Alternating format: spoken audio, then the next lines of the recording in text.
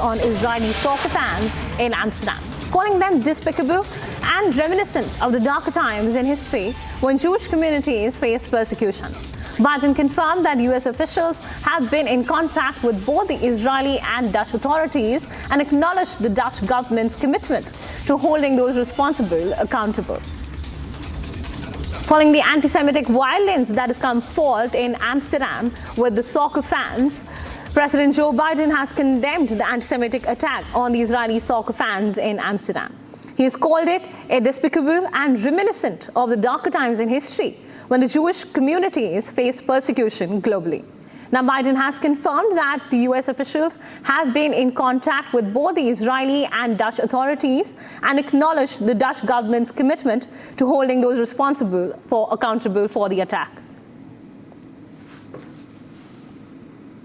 Samiksha, now that Joe Biden has also sort of got involved with this, with condemning the attack and staying in touch with the Netherlands government, how does that really play out? Because was there any involvement with the US when it comes to this attack really? Or is it just a geopolitical thing that we're seeing outplay? Well, that's right, Priyanka. And you know, Joe Biden, in his strong words, has said that this attack on Jews is reminiscent of the dark times when Jews were persecuted. Reading out that statement that's been put out by outgoing President Joe Biden, who says the anti-Semitic attacks on Israeli soccer fans in Amsterdam echo the dark moments in history when the Jews were persecuted, and that we've been in touch with Israeli and Dutch officials and appreciate the help that's being given by the Dutch authorities to all those Israelis who've been attacked. We must relentlessly fight anti-Semitism, whatever it emerges.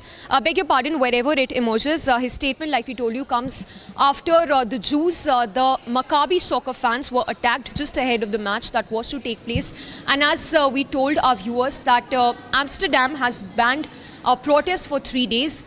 And the Dutch authorities are currently in touch with the Israeli authorities to give all possible help to evacuate the Israelis at the earliest who were at the receiving end of this attack on Jews by pro-Palestine assailants.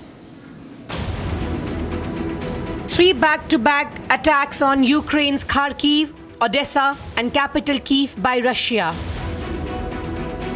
92 drones and 12 missiles were launched by Russia at Ukraine's Kharkiv. This barrage of missiles and drones hit a 12-story residential building, reducing it to rubble and injuring 25 civilians. As per the local officials, initial investigation showed it was an aerial bomb that hit the building and caused damage. Сьогодні росіяни черговий раз атакували цивільну забудову. Влучання маємо в другий поверх 12-поверхівки. Житлова забудова. Тут люди в той час спали. О 3:30 росіяни атакували. Маємо інформацію попередньо. Це керована авіабомба ФАБ. Маємо інформацію, що це 500-кілограмова бомба з УМПК. Shortly after the strike, the rescuers evacuated the locals. 5 of the injured have been shifted to a hospital, while search operation is still going on for the missing. Meanwhile, there was another Russian strike on the black port city of Odessa on the same day. This strike claimed 1 life and injured 9 people. Police officials claim a school and a residential building were damaged in Odessa. Dozens of Russian drones also targeted Kyiv. This barrage of drones continued for 8 long hours. Later, Ukrainian air defenses neutralized 36 drones in Kyiv, but falling debris caused damage to a hospital and a residential building.